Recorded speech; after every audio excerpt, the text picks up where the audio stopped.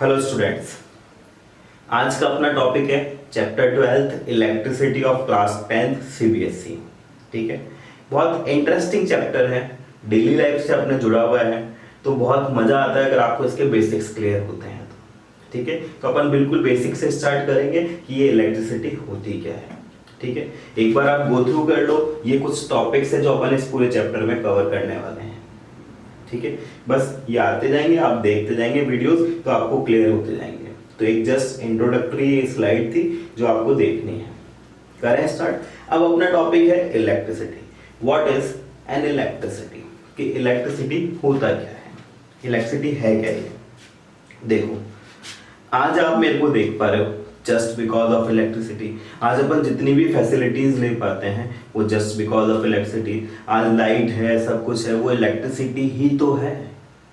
आज सबसे इंपॉर्टेंट चीज जो लॉकडाउन में आपके लिए है वो है आपका मोबाइल।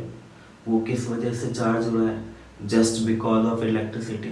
तो इम्पोर्टेंस तो समझ में आती है कि इलेक्ट्रिसिटी नहीं होती तो आज मोबाइल नहीं होता, मोबाइल नहीं होता तो फ्रेंड्स नहीं होते हैं, तो अपना क्या हाल होता, समझ रहे हो। तो स्टार्ट करते हैं इलेक्ट्रिसिटी। तो इलेक्ट्रिसिटी का बेसिक ओवरव्यू तो पता है कि हर जगह पे इलेक्ट्रिसिटी है। ठीक है, अब ये इलेक्ट्रिसिटी बनी कैसे, इलेक्ट्रिसिटी को लाने वाला कौन है। इलेक्ट्रिसिटी है जस्ट बिकॉज ऑफ चार्जेस। किसकी वजह से, चार्ज की वजह से, कि अगर चार्ज नहीं होता तो इलेक्ट्रिसिटी भी नहीं होती।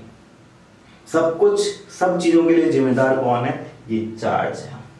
अगर ये चार्ज नहीं होता तो इलेक्ट्रिसिटी नहीं होती।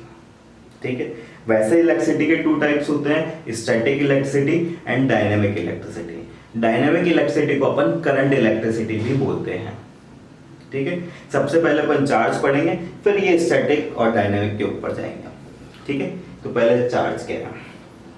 ठीक है, electric charge is a physical property. Electric charge is a physical property और फंडामेंटल प्रॉपर्टी। ये एक प्रॉपर्टी है चार्ज, जिसको अपन फिजिकल भी बोल सकते हैं और फंडामेंटल भी बोल सकते हैं, of matter that causes it to experience a force when placed in electromagnetic field. ठीक है, अब ये इलेक्ट्रोमैग्नेटिक फील्ड क्या है ये आपको समझ में आएगा जब आपका चैप्टर 2 और चैप्टर 12 और चैप्टर 13 कवर हो जाएंगे क्लास 10th के। ठीक है, तो अभी मैंने ये समझा कि चार्ज क्या है, एक फंडामेंटल प्रॉपर्टी है, एक फिजिकल प्रॉपर्टी है मैटर की। ठीक है, और मैटर आपको पता है किससे बना हुआ है, एटम से। क्लास 9th में पढ़ा हुआ, all matter is made up of an tiny particle known as atom. तो सब कुछ एटम, एटम से कौन आया, चार्ज। तो चार्ज अपन पढ़ेंगे, चार्ज की वजह से क्या आया, आपकी इलेक्ट्रिसिटी, आपका मोबाइल चार्जर।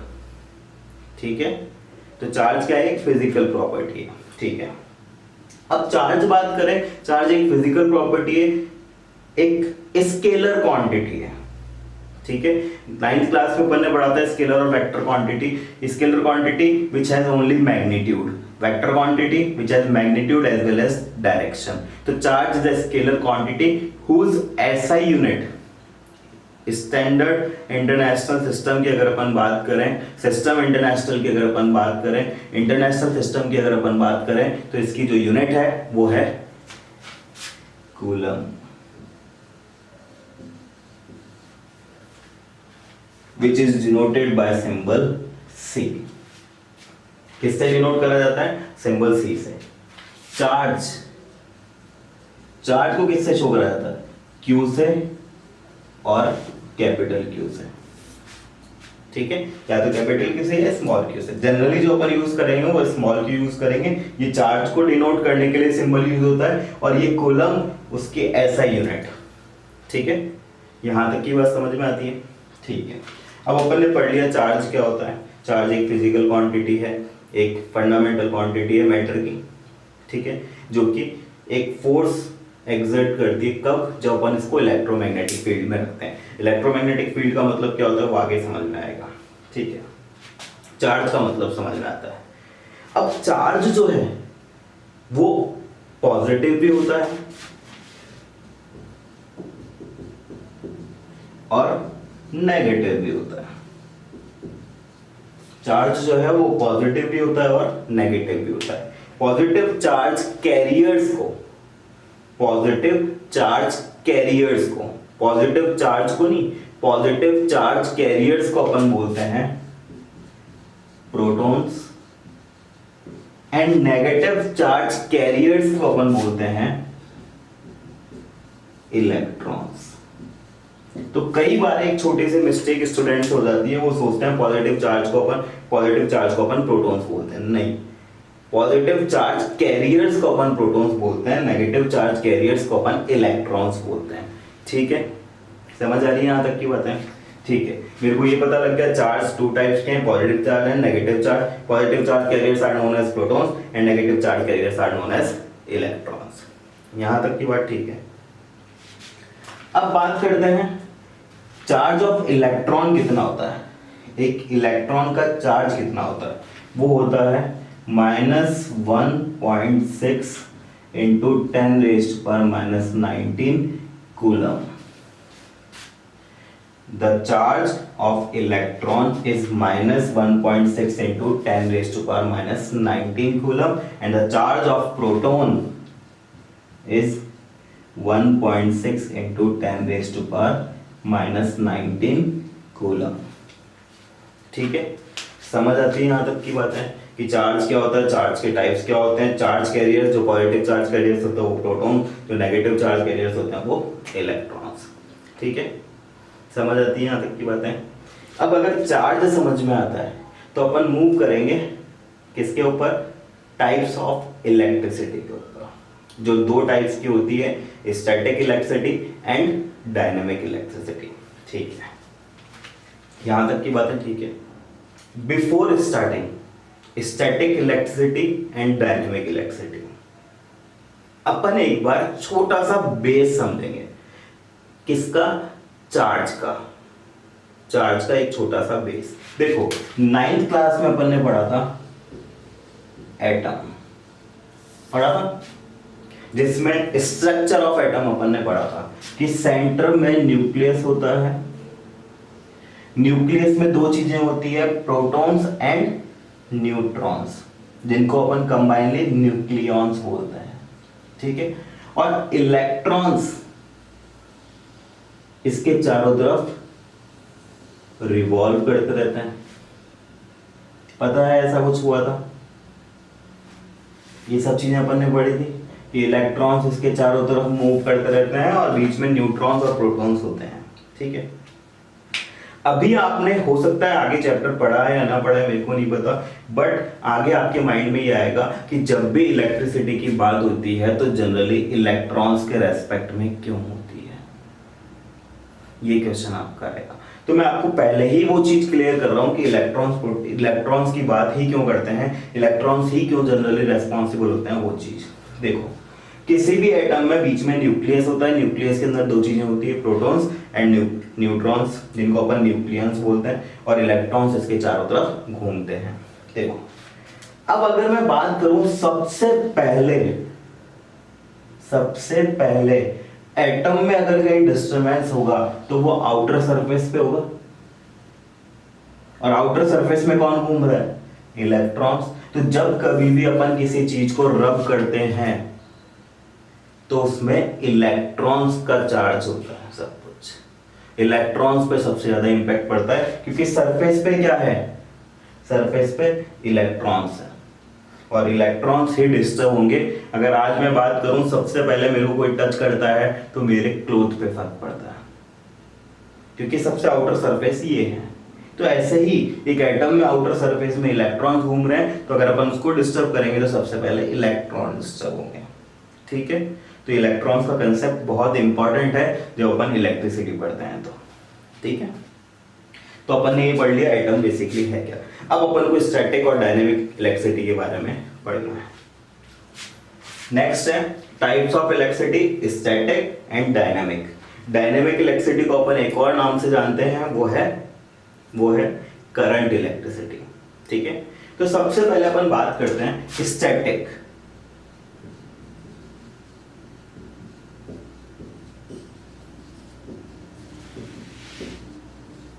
10th क्लास में स्टैटिक इलेक्ट्रिसिटी के बारे में कुछ भी नहीं है। जो पूरा चैप्टर है वो आपका डायनेमिक इलेक्ट्रिसिटी के ऊपर बेस्ड है। पूरा चैप्टर स्टैटिक इलेक्ट्रिसिटी बस हेल्प करता है डायनेमिक इलेक्ट्रिसिटी को समझने में, करंट इलेक्ट्रिसिटी को समझने में। तो पहले बात करें स्टैटिक। स्टैटिक बोले तो स्टेशनरी, स्टेशनरी बोले तो रेस्ट। मतलब अगर कोई चीज रेस्ट पे है, स्टेशनरी है, तो उस पोजीशन में जो इलेक्ट्रिसिटी है वो स्टैटिक इलेक्ट्रिसिटी है। ठीक है, मैंने क्या बोला? अब इलेक्ट्रिसिटी किसकी वजह से दी? चार्ज पार्टिकल की वजह से। मतलब स्टैटिक इलेक्ट्रिसिटी के केस में चार्ज पार्टिकल्स जो होंगे वो रेस्ट पे होंगे। ठीक है, समझ आ रही है बातें? क्लियर है? ठीक है। और जब बात करेंगे डायनेमिक इलेक्ट्रिसिटी की, करंट इलेक्ट्रिसिटी, ये वो तो पूरा आपका चैप्टर है। उसमें मतलब एक चीज समझ में आती है कि जो चार्ज पार्टिकल्स है वो मोशन में है, वो मूवेबल है। ठीक है, वो डायनेमिक इलेक्ट्रिसिटी अपन पूरा चैप्टर पढ़ेंगे। जस्ट एक दो एग्जांपल से मैं आपको इलेक्ट्रिसिटी चैप्टर में थोड़ा इंटरेस्ट डेवलप करूंगा। ठीक है, स्टैटिक इलेक्ट्रिसिटी बोले तो when charge particles are at rest. अब रेस्ट में कोई चीज है फिर भी अपने उसमें इलेक्ट्रिसिटी कंडक्ट हो रही है, चार्ज पार्टिकल्स कंडक्ट हो रहा है। मैं आपको एग्जांपल देता हूं, आपको स्टैटिक इलेक्ट्रिसिटी कहां कहां देखने को मिलेगी। आज कोई भी XYZ कोई भी बंदा है, अगर वो कारपेट पे मूव होके आपके पास आता है, आपसे हैंडशेक करता है, तो कई बार अपन को शॉक फील होता है। कई बार विंटर्स के अंदर जब अपन कोई वुलन क्लोथ पहनते हैं, ठीक है, या चेंज करते हैं, तो आपको फील होता होगा उसमें इलेक्ट्रिसिटी है। बिल्कुल डार्क रूम में अगर आप ब्लैंकेट ओढ़ते हो तो आपको लगता होगा उसमें कहीं ना कहीं स्पार्क्स हो रहे हैं। वो सब क्या है? वो स्टैटिक इलेक्ट्रिसिटी है।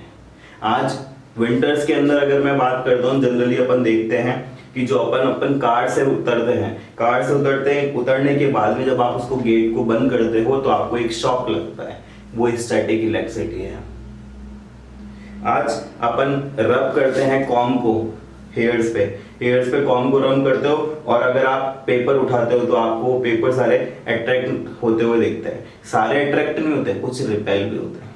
वो क्या है? स्टैटिक इलेक्ट्रिसिटी है। ठीक है, अब उनमें ऐसा क्या हो रहा है? स्टैटिक इलेक्ट्रिसिटी अक्कर क्यों होती है? Just because of imbalance. किस वजह से? इम्बैलेंस, या मैं बोलूं डिफरेंस। डिफरेंस किसमें? चार्ज पार्टिकल्स में।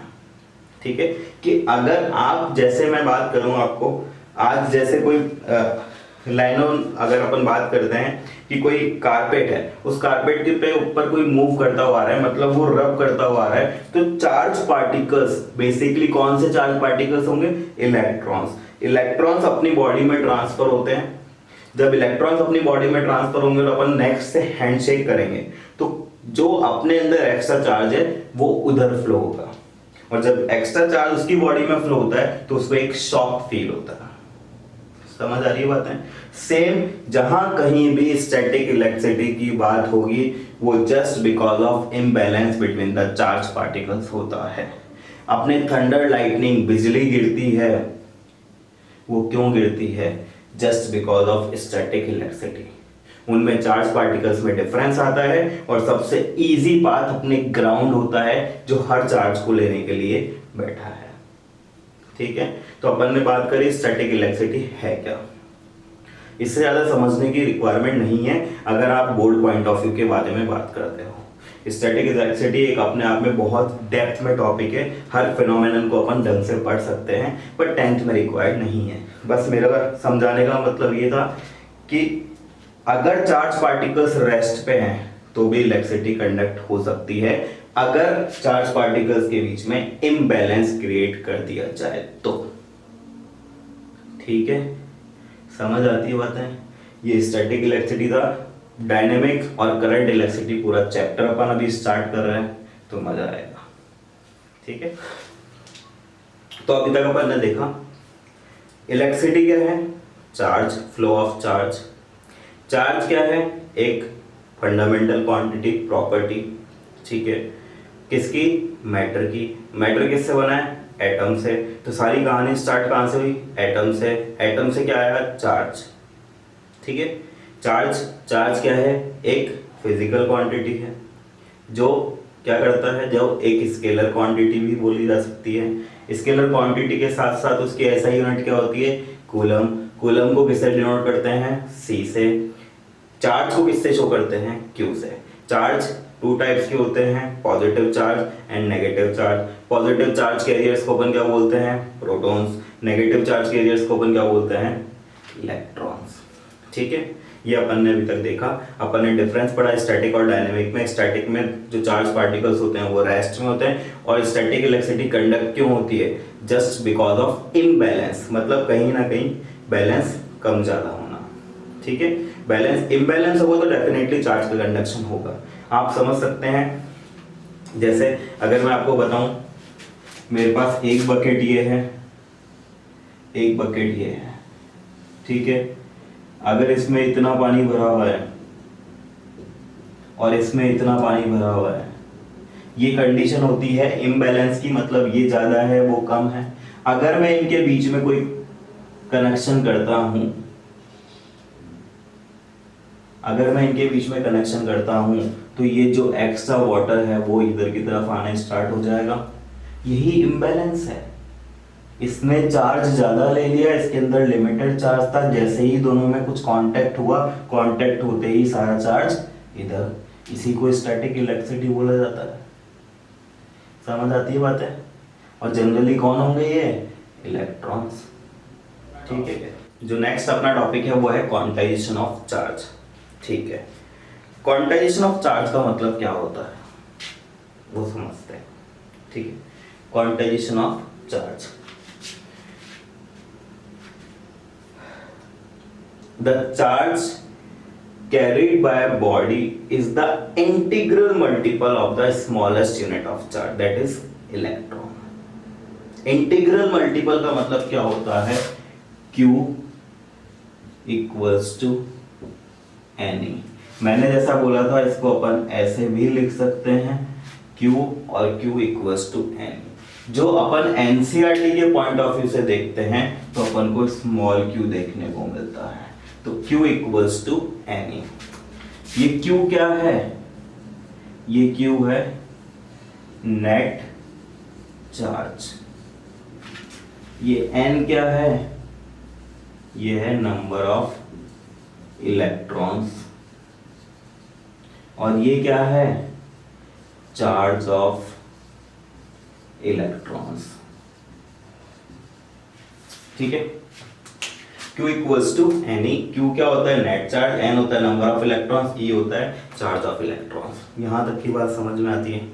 ठीक है, अब देखो इस पूरे स्टेप को अपन बोलते हैं क्वांटाइजेशन ऑफ चार्ज। क्यों बोलते हैं वो समझना। इंटीग्रल मल्टीपल का मतलब क्या है? N क्या है? Number of electron. यहां पे कोई भी इंटीग्रल वैल्यू हो सकती है, इंटीजर्स जिनको अपन बोलते हैं किसके? इलेक्ट्रॉन के चार्ज के। इसी को अपन क्वांटाइजेशन ऑफ चार्ज बोलते हैं। ये उतना ही इजी है जितना अगर अपन मार्केट में कभी शॉपिंग पे जाते हैं और आप अपने फ्रेंड को लेट से चॉकलेट देना चाहते हो। आप मार्केट में जाते हो, अपने फ्रेंड्स को बोलते हो भैया एक चॉकलेट कितने की है, और वो आपको बोलते हैं 20 रुपीज़। और अगर आपको चाहिए लेट से 50 चॉकलेट्स चाहिए, तो आप क्या करोगे? भैया 1000 रुपीज़ हो रहे हैं। किस हिसाब से हो रहे हैं? 20 chocolates, 20 rupees each chocolate and number of chocolates. तो number of chocolates 50 and cost of each chocolate is 20। तो 50 इंटू 20 करोगे तो क्या आएगा? 1000। मतलब आपने क्या करा? उसी चीज को क्वांटाइज कर दिया। बात एक की हो रही थी, आपने उसकी क्वांटिटी इंक्रीज करी, तो अब नेट जो होगा, जो नेट होगा वो उन दोनों का प्रोडक्ट होगा। और यहाँ पे भी अपन बात कर रहे हैं कि किसी भी कंडक्टर में जो चार्ज फ्लो हो रहा है वो नंबर ऑफ इलेक्ट्रॉन्स के इंटीग्रल मल्टीपल्स के इक्वल होता है। इसी को अपन क्वांटाइजेशन ऑफ चार्ज बोलते हैं। समझ आ रही है बातें? क्लियर है? और E कितना होता है? -1.6 इंटू 10⁻⁻19 कूलम। समझ आ रही है बातें? ये समझ में आता है क्वांटाइजेशन ऑफ चार्ज क्या है। इसके ऊपर बेस्ड एक क्वेश्चन जरूर आता है एग्जाम में। ठीक है, इस टॉपिक के ऊपर बेस्ड एक क्वेश्चन आएगा। वो क्वेश्चन क्या है, देखो क्वेश्चन है how many electrons are there in 1 coulomb of charge. कि अगर मैं आपको बोल रहा हूं कि मेरे पास 1 कूलम चार्ज है, कितना चार्ज है, 1 कूलम चार्ज है, तो उसमें कितने इलेक्ट्रॉन्स होंगे। क्या पूछा जा रहा है, how many electrons are there in 1 coulomb of charge, मतलब जो नेट चार्ज है जिसको अपन स्मॉल क्यू बोल रहे हैं वो गिवन है 1 कूलम। ठीक है, क्वेश्चन ये बोल रहा है नंबर ऑफ इलेक्ट्रॉन्स बताओ कितने होंगे, और चार्ज ऑफ इलेक्ट्रॉन्स बात करी जाए तो अपन को पता है -1.6 इंटू 10⁻⁻19 कूलम। ये अपन को सबको पता है। जब न्यूमेरिकल पॉइंट ऑफ व्यू से अपन देखेंगे, अपन ने अभी थोड़ी देर पहले ये भी पढ़ा था कि Q जो है वो N के इक्वल है। इसमें अपन को ये पता है, ये पता है, ये निकालना है। तो यहां से N का फॉर्मूला हो जाएगा Q/E। अब अगर अपन किसी चीज की काउंटिंग निकाल रहे हैं, नंबर निकाल रहे हैं, तो नंबर हमेशा पॉजिटिव होगा। आज अपन बोल सकते हैं देयर आर 0 स्टूडेंट्स, बट कभी ये नहीं बोल सकते देयर आर -5 स्टूडेंट्स। तो अगर ये चीज हमेशा पॉजिटिव रहनी है तो इसके लिए अपन जो नंबर ऑफ इलेक्ट्रॉन, जो इलेक्ट्रॉन का चार्ज है, उसको पॉजिटिव लेंगे। ठीक है, क्या लेंगे, पॉजिटिव। क्यों ले रहे हैं, क्योंकि अपन काउंटिंग निकाल रहे हैं, काउंटिंग हमेशा पॉजिटिव होती है या 0 होती है, मतलब एक होल नंबर होगा। ठीक है, अब अपन देखते हैं Q कितना था, 1। ये था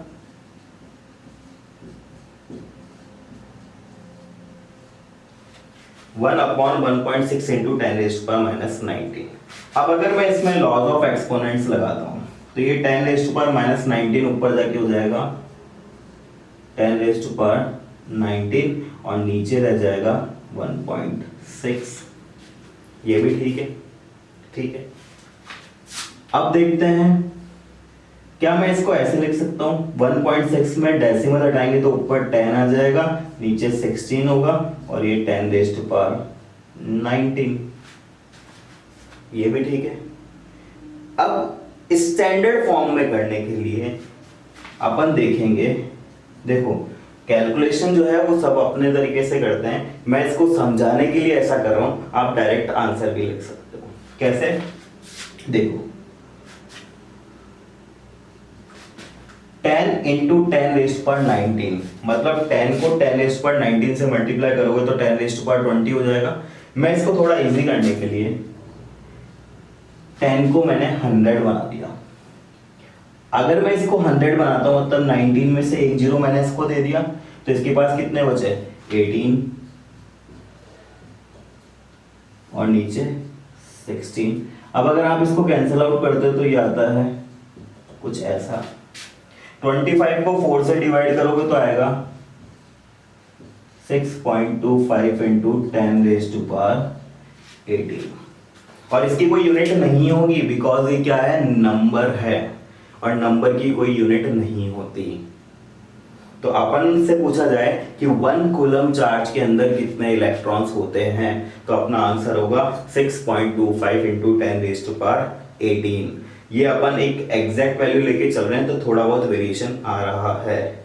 अगर इसमें एग्जैक्ट वैल्यू लोगे तो यहाँ पे कुछ माइनर डिफरेंस आएगा, लेकिन अगर बोर्ड्स के अकॉर्डिंग बने तो आपको पूरा एग्जैक्ट ये का ये सॉल्यूशन करना है। ये आपका फर्स्ट न्यूमेरिकल था आपकी एनसीईआरटी चैप्टर 12 का।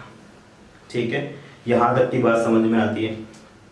ठीक है, अभी तक जो अपन ने देखा ये पूरा न्यूमेरिकल हो गया। अभी तक जो अपन ने देखा एक चार्ज के लिए, उस चार्ज का ये पूरा एक फ्लो चार्ट बनाया है कि चार्ज क्या होता है, नीचे पॉजिटिव चार्ज, नेगेटिव चार्ज, जो इलेक्ट्रिकली पॉजिटिव होता है, इलेक्ट्रिकली न्यूट्रल होता है, इलेक्ट्रिकली नेगेटिव चार्ज होता है, क्वांटाइजेशन ऑफ चार्ज अपन ने पढ़ा है।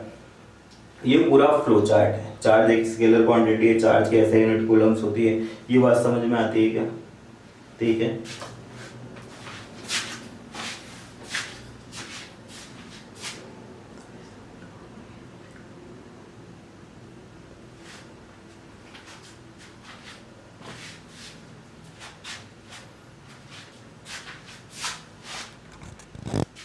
चलो, अब अभी तक जो अपन ने इलेक्ट्रिक चार्ज के बारे में पढ़ा उसको एक समराइज्ड, ये पूरा आपके सामने एक स्लाइड है, ठीक है। इसको अपन एक बार डिस्कस कर लेते हैं, आपका इलेक्ट्रिक चार्ज पूरा खत्म हो जाएगा, ढंग से समझ लो बस, ठीक है। देखो, इलेक्ट्रिक चार्ज होता क्या है? फंडामेंटल प्रॉपर्टी ऑफ मैटर, ये अपन ने पढ़ा है। अगर इस इलेक्ट्रिक चार्ज को मोशन में लाते हैं, मतलब अगर ये डायनामिक इलेक्ट्रिसिटी है, मोशन में कब होता है? जब डायनामिक इलेक्ट्रिसिटी होता है। जब मोशन में होगा तो क्या प्रोड्यूस करेगा? मैग्नेटिक फील्ड, जो आपका नेक्स्ट चैप्टर है। और जब ये रेस्ट में होगा, मतलब स्टैटिक इलेक्ट्रिसिटी होगी, जब ये क्या जनरेट करेगा? Electric field. यहां तक की बात समझ में आती है। अब चार्ज के बारे में और बात करें तो electric charge denoted by Q and it's SI unit is coulomb, ठीक है। फिर बात करते हैं स्मॉलेस्ट पॉसिबल जो चार्ज है वो एक इलेक्ट्रॉन का है, और वो कितना होता है? -1.6 इंटू 10⁻⁻19 कूलम, ठीक है। फिर अपन ने पढ़ा क्वांटाइजेशन ऑफ चार्ज, जिसको अपन ने लिखा था Q इक्वल्स टू NE। अब मैंने वहां प्लस माइनस लगा दिया क्योंकि इलेक्ट्रॉन का चार्ज नेगेटिव होगा तो वो उसको पॉजिटिव बना देगा, ठीक है। अब बात करते हैं electric charge can be positive, can be negative. जब नेट चार्ज पॉजिटिव होगा तो इसका मतलब लॉस ऑफ इलेक्ट्रॉन है। अब ये समझो ये क्यों है। देखो, अपन ने पढ़ा था एटम इज इलेक्ट्रिकली न्यूट्रल, पढ़ा था। इलेक्ट्रिकली न्यूट्रल मतलब नंबर ऑफ प्रोटॉन्स और नंबर ऑफ इलेक्ट्रॉन्स सेम है। अब अगर कोई पॉजिटिव चार्ज है मतलब उसमें इलेक्ट्रॉन्स कम हो गए, वो या नहीं? अगर इलेक्ट्रॉन्स कम होंगे तभी तो उसको लॉस ऑफ इलेक्ट्रॉन बोल रहे हैं, और लॉस ऑफ इलेक्ट्रॉन के केस में क्या ज्यादा होगा? प्रोटॉन्स, ठीक है। और दूसरी तरफ अगर मैं बोलूं, अगर चार्ज की बात करें वो नेगेटिव कब होगा? अपन ने पढ़ा था इलेक्ट्रिकली न्यूट्रल मतलब प्रोटॉन और न्यूट्रॉन, प्रोटॉन और इलेक्ट्रॉन सेम होते हैं, ठीक है। अब अगर मैं बोल रहा हूं नेगेटिव चार्ज ज्यादा है, नेगेटिव चार्ज ज्यादा कब होगा? जब पॉजिटिव चार्ज कम होगा।